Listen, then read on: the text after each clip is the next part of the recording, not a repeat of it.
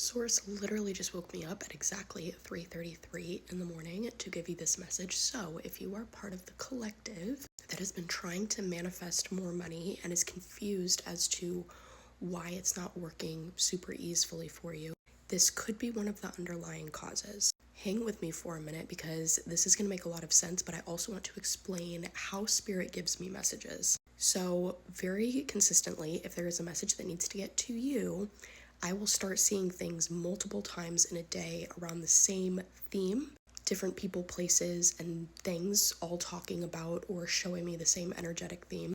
Then I usually get waken up, and then while I'm sitting in the darkness, either drinking a cup of tea, sitting in the bath, etc., all the downloads start coming in. So today what that looked like was watching an interview with Matthew McConaughey by The Diary of a CEO, one of the best podcasts I've ever watched in my life. Sat through the entire 2 hours like I was sat. So you're definitely going to want to check that out. And then secondly, seeing a reel go viral where the message around this was that we shouldn't be taking advice from unhealed people or people that are unhappy in their life. So how do these two things connect to money and you manifesting more? If you've ever heard the term or the phrase, the more healed you become, the less you feel the need to hustle, and you have had a hard life, and you've been using that hard life as fuel, there is very likely an underlying unconscious fear of when you heal, losing your drive, losing your motivation. We see this with celebrities where they work themselves up to the top with a really intense hustle and grind energy. And then after they've been in luxury for a while, they almost lose their edge. They're not as funny. They're not as relatable. We don't see them pop up in as much. They get lost in the comfort. They feel like they almost lose themselves. They lose their edge. And there's almost this sense of us wanting them to perform for us at that level still. And sometimes they themselves want to perform at that level still, but they almost can't. It's almost like they can't tap into a certain energy. What is that energy that they want to be tapped into? That energy is resistance. And this is what Matthew McConaughey talks a lot about on the podcast. You actually don't want all of your resistance to be removed because resistance is like a launching pad. If things get too easy, there isn't as much momentum in life. There isn't as much you can leverage. The universe sees all emotions as completely neutral. It's simply just energy. And so anger or frustration or struggle or almost being in the energy of a pressure cooker, even if it's not great on your nervous system and doesn't feel great in your body, does produce results. This is why we do see people that hustle their way into success. And it's also why there's a little bit of almost a bad taste in people's mouths when you have people that are mainly in their divine feminine coming in saying, oh, you actually don't have to work super hard to get these results. Not only has it been ingrained in us that that's not true, and that we have to get there by working really hard, there's a part of us that likes it. There's a part of us that likes running ourselves into the ground. And so even if you're doing this unconsciously, some of you are genuinely afraid to heal because you fear subconsciously or unconsciously that healing would take away your motivation, would take away your spark, would take away your drive. The number of times that when I was super unhealed and super dysregulated emotionally, would literally use the adrenaline and the stress and the fear of all the things I had to get done for the day to propel myself out of bed. Like that was the thing that I used. That was the energy that I used to get myself out of bed and to keep myself going. It wasn't from a place of desire. It wasn't from a place of, universe, please show me how good things can get. It wasn't from a place of optimism that I was going to have a great day. I simply was using the anxiety and the fear to get myself out of bed. Like literally would read my task manager for the day and mentally assign a feeling of stress with each task so that it gave me the urgency, the anxiety that I needed to be high functioning for the day.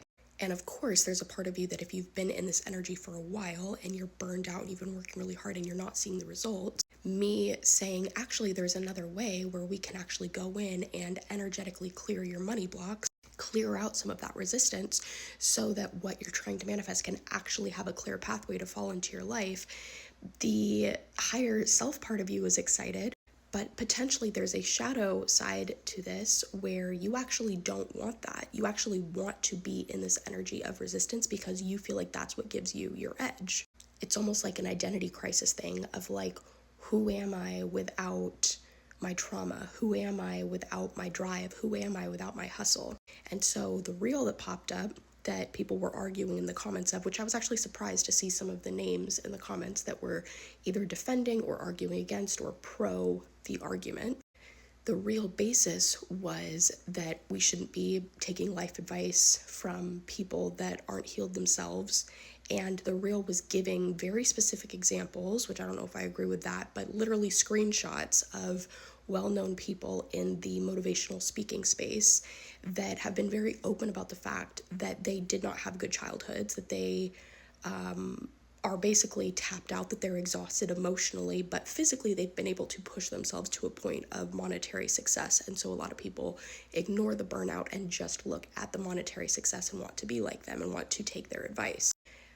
I understand what the real poster was saying, where it's like, is this really something we want to glorify? Is this really something that we want to strive for? Like, yes, monetary success, but you're so burnt out and stressed out and in such a place of emotional and nervous system dysregulation that you really can't even enjoy it. And he was using, this person that did the reel, he was using examples of how even those people have been drawn towards like meditation more lately because the pursuit for inner peace eventually does supersede your need for material wealth. That's just a point that I think a lot of us get to, even if it's not until we're on our deathbed. We want peace. We want to be able to sleep at night. We want to be able to live with ourselves. We want to be able to look in the mirror and feel okay. And so as I'm thinking about all this, and a lot of my marketing or my messaging to you around inviting you into Reiki for Riches, for example, is to energetically clear your money blocks, aka remove some of that resistance so that you can manifest more easily. And then I'm like thinking about all of these and I'm connecting the dots and I'm like, what if that's somehow triggering us where it's like we're scared of what happens when we remove our money blocks. Not only this fear of more money, more success, more responsibility. A lot of people are actually scared of success even though they say that they want it. But then this underlying message of who am I without my struggles? Who am I if I can't identify with this broke mentality? Who am I if I am not the person that lives paycheck to paycheck anymore? When I tell you that the first thing that I do inside of my Awakened Abundance Academy, which is the next step, private invite only, after you go through the Reiki for Riches program, is to simply do a whole deprogramming of the limited self. And there's 25 different limiting beliefs around money that you may not even realize that you have that are so deeply ingrained that it actually almost makes us want to push away success because we're actually scared of it. A lot of us are really scared of being in overflow and not being in struggle anymore. And so the message here, the bow that I want to tie around this whole thing, is this idea that not all resistance is bad, but not all resistance is good.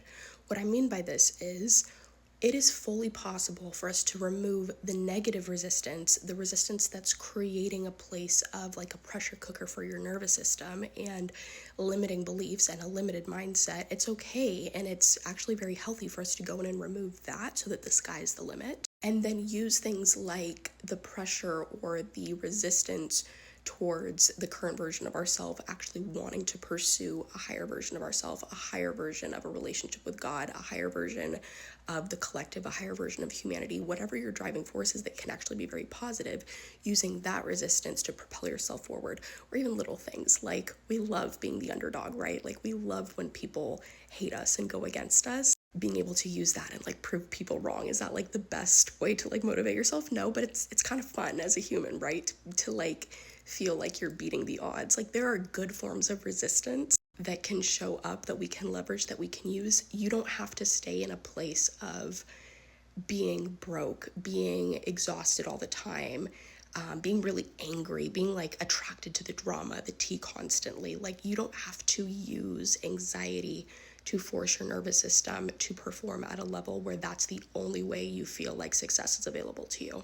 So if that is something that you are interested in and you are ready to let go of some of that negative resistance and really take the cap off so that you can achieve really beautiful things income-wise.